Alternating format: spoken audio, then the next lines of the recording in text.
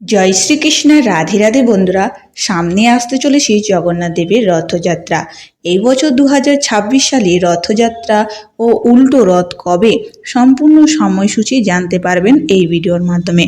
রথযাত্রা 2026 করা নাড়ছে দরজায়। সনাতন ধর্মের অন্যতম বৃহৎ এই উৎসব ঘিরে ওড়িশা, ঝাড়খণ্ডের পাশাপাশি বাংলাতেও শুরু হয়ে গেছে জোর প্রস্তুতি। পুরী, মাহেশ কিংবা ইস্কনের মন্দির থেকে শুরু করে সাধারণ বনেদি বাড়ি, ঠাকুর দালান সর্বত্রই এখন সাজো সাজো রব। প্রতি বছর আষাঢ় মাসে শুক্লপক্ষের দ্বিতীয়া তিথিতেই দাদা বলরাম ও বোন সুভদ্রাকে সঙ্গে নিয়ে মাসির বাড়ির উদ্দেশ্যে রওনা দেন জগন্নাথ দেব। তবে এই যাত্রায় নৈপথ্যে লুকিয়ে রয়েছে এক অদ্ভুত ও চমকপ্রদ প্রথা। আপনি কি কখনো ভেবে দেখেছেন রথের ঠিক আগেই কেন লোকচক্ষুর আড়ালে চলে যান মহাপ্রভু? পুরাণ মতে স্নান যাত্রার দিনটি হলো জগন্নাথ দেবের জন্মদিন। প্রচলিত বিশ্বাস অনুযায়ী এই বিশেষ দিনে মহাপ্রভুকে মহাসমারোহে স্নান করানোর পর তার প্রবল জ্বর আসে। এরপরেই তিনি নিভৃতবাসে চলে যান। সুস্থ হয়ে ওঠার পর আষাঢ় মাসে শুক্লপক্ষের দ্বিতীয়া তিথিতে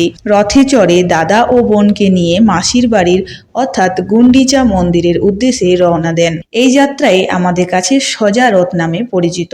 রথের দড়িতে টান দেওয়া বা রথের চাকা হাত ছোঁয়ানো অত্যন্ত পুণ্যের কাজ বলে মনে করা হয়। লক্ষ লক্ষ ভক্ত এই দিনটিতে জন্ম মৃত্যু চক্র থেকে মুক্তির আশায় রথের দড়ি ছুঁয়ে দেওয়ার জন্য ভিড় জমান। তবে এই যাত্রায় জগন্নাথ, বলরাম এবং সুভদ্রা একা যান না। তিনটি আলাদা রথে তাদের সঙ্গে থাকেন বিশেষ দেবদেবীরা।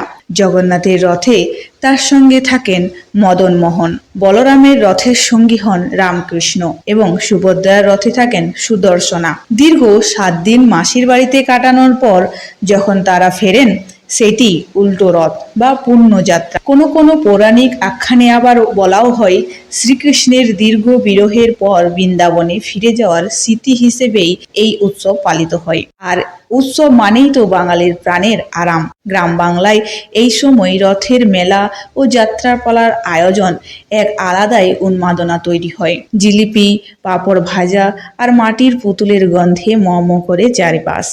রথযাত্রা 2026 কবে পড়েছে চলুন এবার জেনে নিই। শাস্ত্র মতে ভক্তি ভরে এই উৎসব পালন করলে সারা বছর পরিবারের সুখ শান্তি বজায় থাকে। 2026 সালে রথযাত্রাটি পড়েছে আগামী 16 জুলাই, 31 আষাঢ় বৃহস্পতিবার। দ্বিতীয়া তিথি শুরু হবে 15 জুলাই বুধবার বেলা 1:47 থেকে 16 জুলাই বৃহস্পতিবার সকাল 11:46 পর্যন্ত।